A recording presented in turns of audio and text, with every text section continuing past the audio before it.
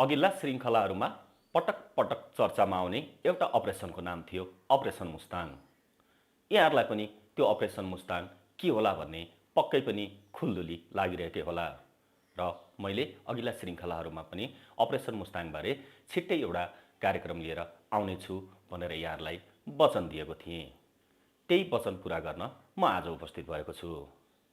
नमस्कार। अपरेसन मुस्ताङ के थियो त? हाम्रो हिमाल पारीको जिल्ला मुस्ताङसँग सम्बन्धित कुनै एउटा अपरेसन थियो? त्यस्तो होइन। यो एउटा यस्तो अपरेसन थियो जुन द्वन्द्वकालमा माओवादी विरुद्ध लक्षित थियो। हुन त सुरक्षा निकाय त्यति बेला आतंककारी घोषित माओवादी विरुद्ध अपरेसनमा हुनु अस्वाभाविक मानिँदैन। तर यो किन चर्चा र विवादमा आयो यसको आफ्नै पृष्ठभूमि छ। 2060 सालदेखि 2063 सालको मङ्सिरसम्म चलेको माओवादी विरुद्धको यो अपरेसन बेलायतको गुप्तचर संस्था, बेलायतको पनि बाह्य गुप्तचर संस्था MI6 को प्रत्यक्ष संलग्नताका कारण चर्चा र विवादमा तानिएको हो। विश्वभरिका कम्युनिस्टहरूको छाता सङ्गठन रिमको मुख्यालय आफ्नो देशमा राख्न दिएको बेलायतले नेपाल विरुद्ध भने माओवादी विरुद्ध करिब 35 करोडको अपरेसन चलाएको थियो र त्यो अपरेसनको नाम हो मुस्ताङ अपरेसन। आउनुहोस् आज त्यही मुस्ताङ अपरेसनबारे केही चर्चा गरौँ।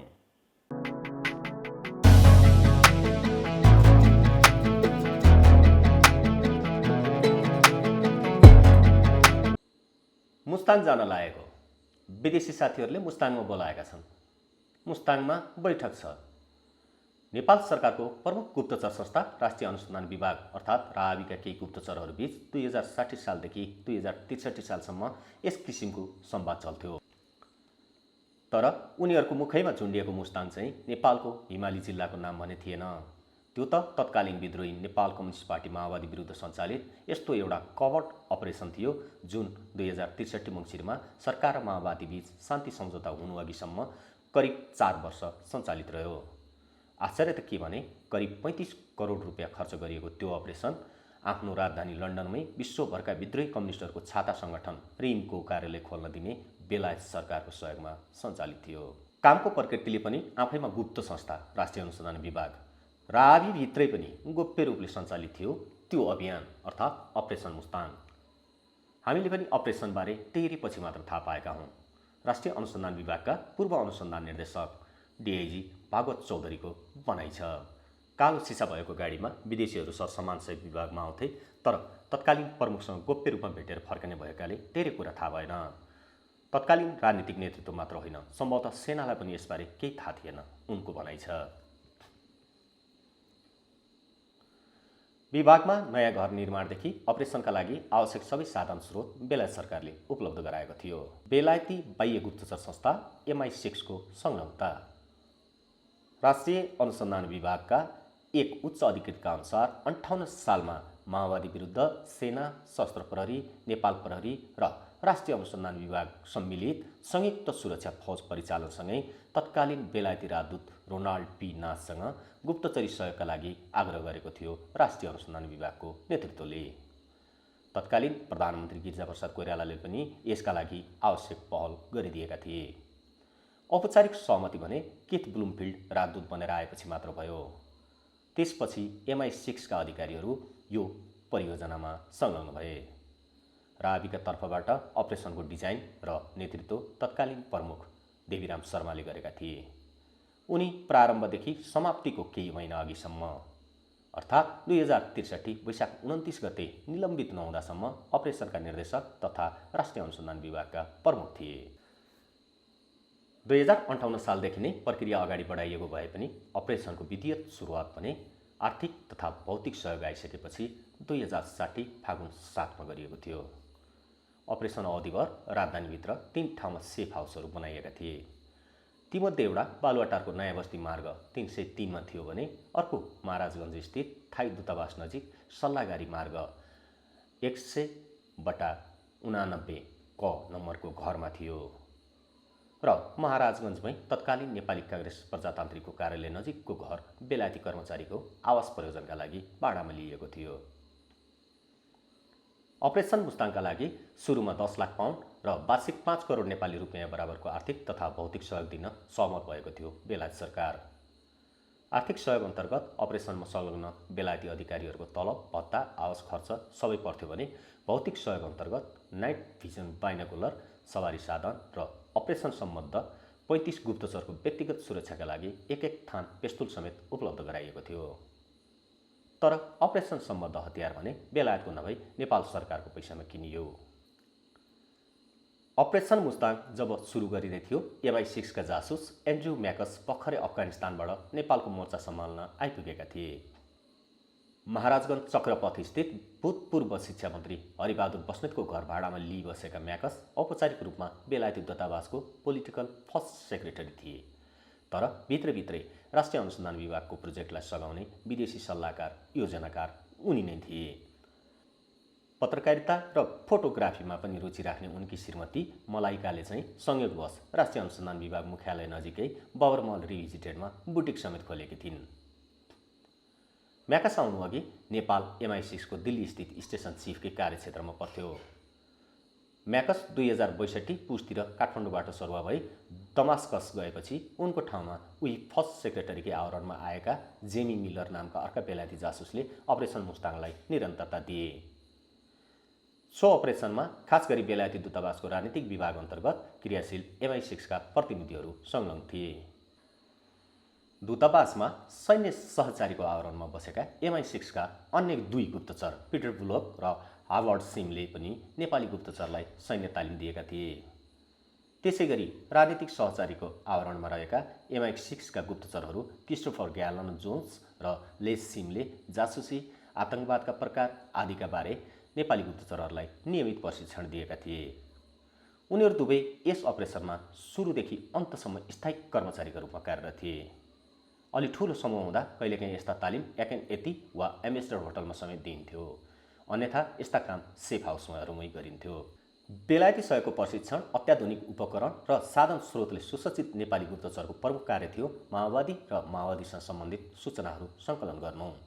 यसरी प्राप्त सूचना माओवादी विरुद्ध परिचालित संयुक्त सुरक्षा फौजलाई उपलब्ध गराइन्थ्यो, जसले त्यसको कार्यान्वयन गर्थ्यो। कतिपय अवस्थामा यस्ता सूचना अमेरिकी सहयोगमा माओवादी विरुद्ध कभर्ड अपरेसन गरिरहेको नेपाल प्रहरीको प्रत्येक आतंकवादी इकाइ एन्टी टेररिस्ट सेललाई पनि उपलब्ध गराइन्थ्यो। तालिमका क्रममा चीन, कम्बोडिया, पेरु, जिम्बाब्वे लगायतमा कस्ता प्रकारका कम्युनिस्ट आतंकवाद थिए, तिनलाई कसरी तह लगाइयो, ती विरुद्ध कसरी सूचना सङ्कलन गरियो जस्ता विषयहरू पनि समावेश गरिएको थियो। अपरेसनकै सिलसिलामा तत्कालीन अनुसन्धान निर्देशक DIG जयबहादुर खड्का र उपअनुसन्धान निर्देशक SP गणेश अधिकारीले बेलायतमा पुगेर पनि तालिम लिएका थिए। यहाँ परिचालित अपरेसन सम्बद्ध अङ्ग्रेजी नजान्ने गुप्तचरलाई ब्रिटिस काउन्सिलमा अङ्ग्रेजी सिकाएर पनि तालिम दिइएको थियो। अपरेसन सञ्चालनका लागि तत्कालीन SSP जयबहादुर खड्काको संयोजकत्वमा 6 सदस्यीय विशेष समिति नै बनाएका थिए तत्कालीन राष्ट्रिय अनुसन्धान विभाग प्रमुख देवीराम शर्माले। खड्का 2063 सालमा अनुसन्धान निर्देशक अर्थात् DIG सरहको पदमा बढुवा पनि भए।